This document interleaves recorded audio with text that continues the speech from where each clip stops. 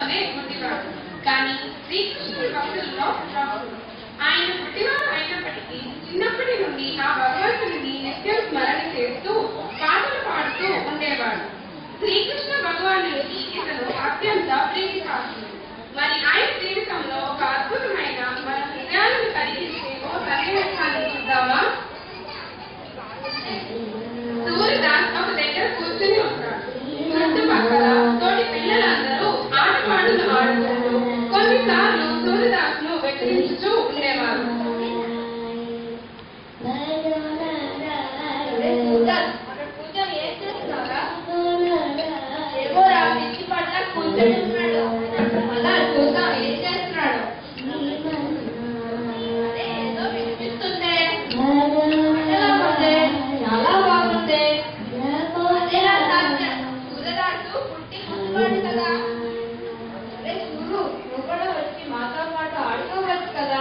లేదురా, నేను మీతో రాలేను.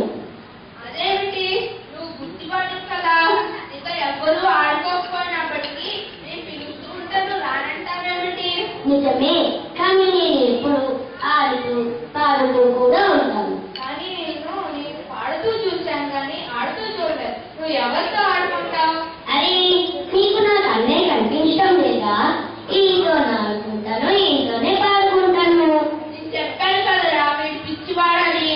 అవును, నాకు ఆ భగవంతుడంటే చాలా పిచ్చి. ఆయనతో ఆడుకోవాలంటే పిచ్చి, పాడుకోవాలంటే పిచ్చి. అరే, నీకు నాకు అన్నే కనిపించడం లేదా? లేదు, నీకు మళ్ళీ మాకు కనిపించడం లేదు. అయితే రండి, అందరం కలిసి పాడుకున్నాం. అవి తప్పగా కనిపిస్తారు. ఇక్కడ అందరూ కలిపి సూర్యదాస్ తో పాడుకుంటారు. కరిగో పాలకి సబ్ కోయి, కరిగో పాలకి సబ్ కోయి, जो अपना पुरुषार्थ मानत, जो अपना पुरुषार्थ मानत, अति झूठो सोई, अति झूठो सोई,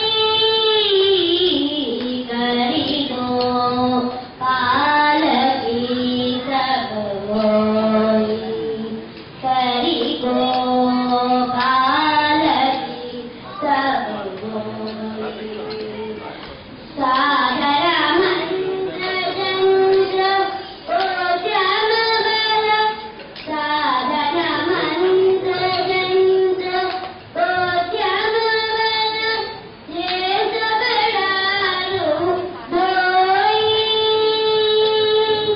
जोग जली की राखी नंदनंदन, मेरी सकई नाई कोई,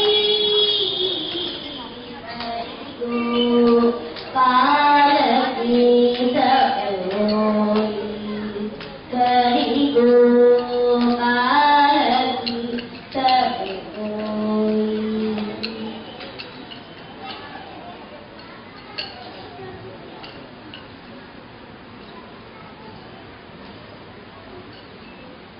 సూర్యదాస్ ఒక రోజు తీర్థయాత్రకు బయలుదేరతాడు.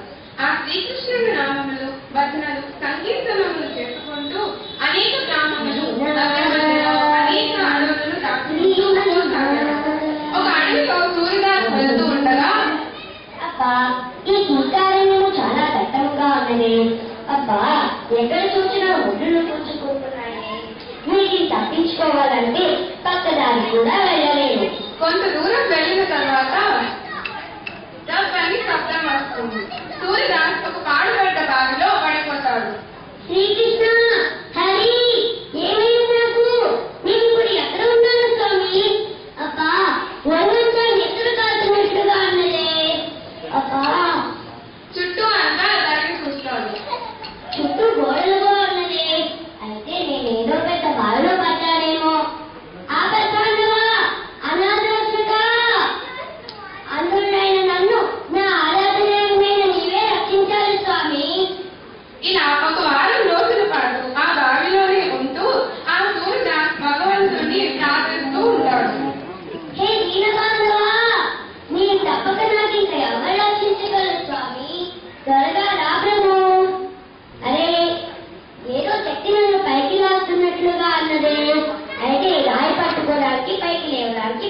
వస్తాను. అమ్మయ్య, ఆ శ్రీకృష్ణ కృపా కటాక్షం వల్ల నేను ఈ బావి నుండి ఎలాగోలా బయటపడ్డాను.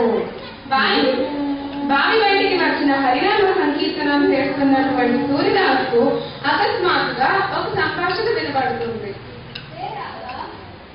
స్వామి, ఈ అరణ్యం ఎంతో రమ్యముగా ఉన్నది. ఇది నా కన్నయ్య రాధామాత యొక్క మాతృగా ఉన్నాయే. స్వామి, మిమ్మల్ని గోవింద, నీవును రాధామాత నాకు దగ్గరలో ఉన్న నేను మిమ్మల్ని దర్శించలేకపోతున్నాను. స్వామి, మిమ్మల్ని దర్శించడానికి ఈ భాగ్యం నా కళ్ళకు లేకుండా పోయింది. నా భక్తుడు నా గురించి ఎంతో ఆవేశపడుతున్నాడు కదా, ఎలాగైనా ఆయన ఆర్తిని తీరుస్తాను. రాధా సూర్యుడ సమీపానికి వెళ్ళకు. అది నీకు పట్టుకున్నాడంటే తరువాత ఎంతటికీ వదలడు. నేను అవశ్యము వెళ్ళి తీరుతాను. రాధాదేవి సూర్యదాస్ దగ్గరగా వెళ్తుంది.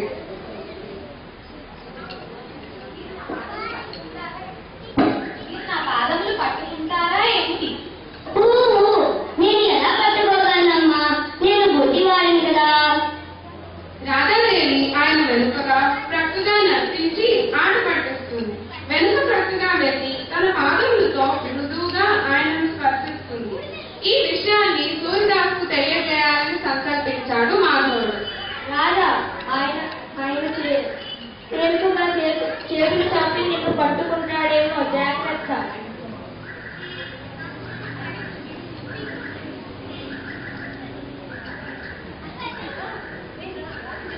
ఆమె పాదములు పట్టుకున్నాడు. రాధ తప్పించుకుంది. కానీ ఆమె కాలి గద్ద సూర్యదాస్ దగ్గర ఉండిపోయింది. ఆ కాలి గజ్జలు నావే, నాకు ఇచ్చివేయండి. నేను గోపికలతో కలిసి నాట్యం చేయాలి. ఇది నీవా అమ్మా? నాకు ఎలా తెలుస్తుందమ్మా?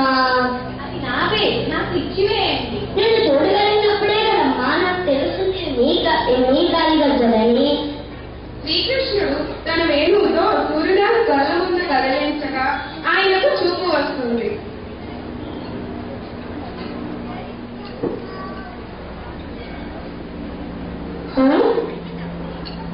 నాకు అంతా ఎంత చక్కగా కనిపిస్తుందో.